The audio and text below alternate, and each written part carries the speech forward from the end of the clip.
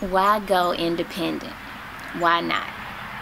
Now, when you're considering maybe taking your professional mind-body practice to the next level, or to a level of independence, meaning that you're a self-employed individual instead of an employed individual by a company, organization, or what have you, you want to consider some things. There's some things that you might want to kind of weed your way through to determine if going independent is for you. And of course, your why is what helps fuel the fire of the passion that burns in your mind-body business. So you definitely want to consider why you want to go independent. Now, some things to consider is that self-employed individuals usually don't have a very consistent or steady pay or income. Now, that pay could be fairly consistent by way of you can establish yourself to a point to where you can give yourself a regular paycheck, but always knowing that you can increase the amount of money or income that your business takes, or it's possible that you could decrease that amount. It would fluctuate. It won't be very steady like if you were an employed person. And with that being said, there's usually no perks or bonuses right off. There may be perks and bonuses that come down the road, especially when you've gotten to a point to where you're earning unlimited income, or you have unlimited potential for earning income. Other things you want to consider when being self-employed is that usually self-employed people have no set work hours or work schedule.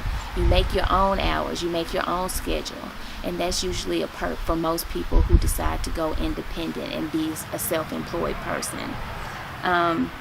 And being self-employed also affords you a lot of opportunities for growth, because there's really no limit to what you can do. There's no limit to the skills and talents that you can utilize or put into play in your business.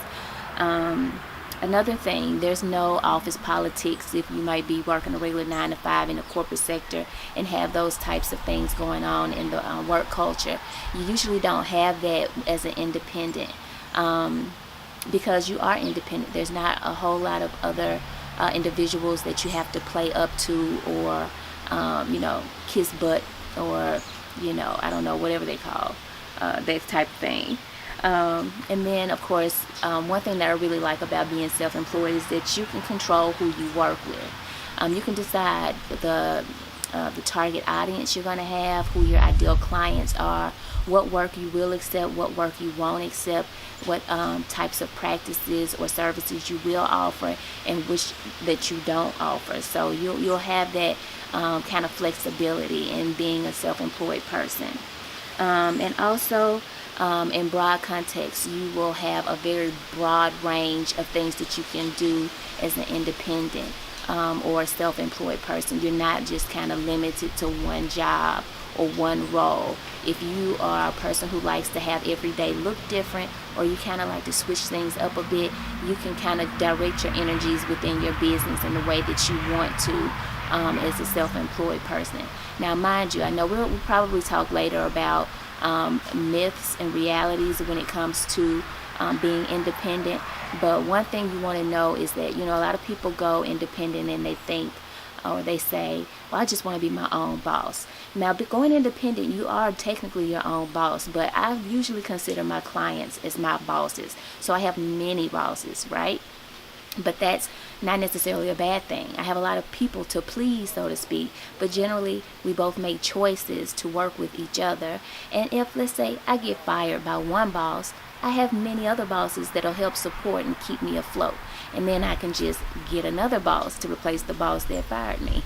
So with that being said, we'll move on and talk about some of the options and things to consider as employed mind, body, business professional. And this is particularly to those people who might be fresh out of school, or not quite really in the field that they want to be in yet, but are considering maybe being employed first, or being employed versus being independent. One thing with being employed as a mind, body, business or a mind-body professional or a mind-body practitioner is that you have usually a steady pay. If you don't have a steady pay, you at least know what percentage of the rates that a person pays for the service that you will get. And sometimes, depending on your setup or the situation you're in, you're actually getting an hourly rate. So with that being said, your pay is pretty consistent. And it's generally consistent too, because usually if you're employed by a company, let's say as a massage therapist or a yoga instructor, they usually already have a base of clients or customers, or they have a large enough franchise to where they are able to really push and market the business in a way where when people think about a certain thing, they think to go there. And so they have a continual flow of clients coming in and people for you to serve. Also, you may have regular work hours that you're kind of held or stuck to.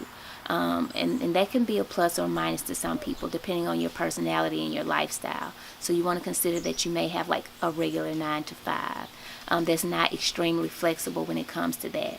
And then with some mind-body practitioners in their setup, they may have downtime. So they may be committed to working from 9 to 5, but let's say, a client cancels or there's a large gap in their schedule, they're still kind of obligated or sometimes expected to be available for walk-ins or other things. But with those practitioners who only get paid for the people that they touch, the people that they serve, that might be a contraindication, so to speak. But it's just something to consider. And then there's usually a predefined pace for your work. So, for example, if you're a massage therapist working in an establishment, you may have someone else doing your booking. So they may book you, client after client after client with maybe 10, 15 minutes in between clients, whereas you might prefer to have 30 minutes in between clients so that you don't feel rushed. And then you have time to kind of handle your own business in between time or whatever. You can just take your time setting up for the next client or what have you. You usually have a pace that's set for you when you are an employed mind-body practitioner.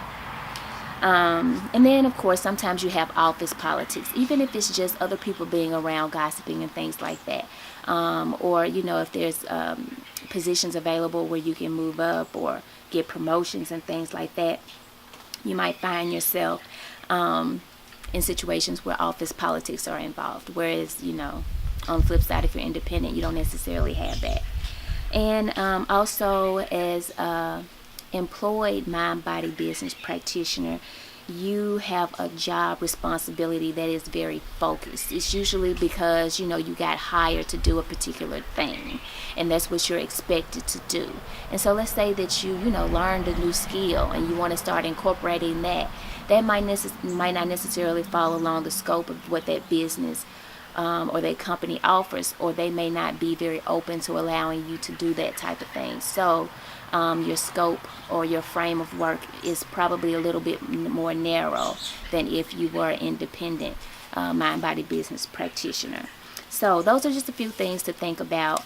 I should share that I did read a book called Before You Launch Your Business. They help to inspire some of those pros and cons when it comes to being self-employed versus an employed mind-body business practitioner.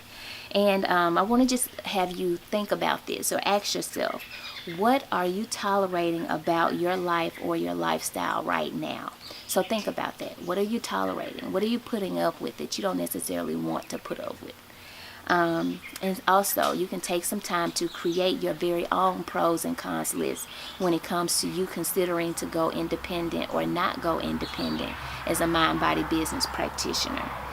And this will just kind of put things into perspective for you and actually have you have something to kind of reflect on as far as your desire to go independent or not.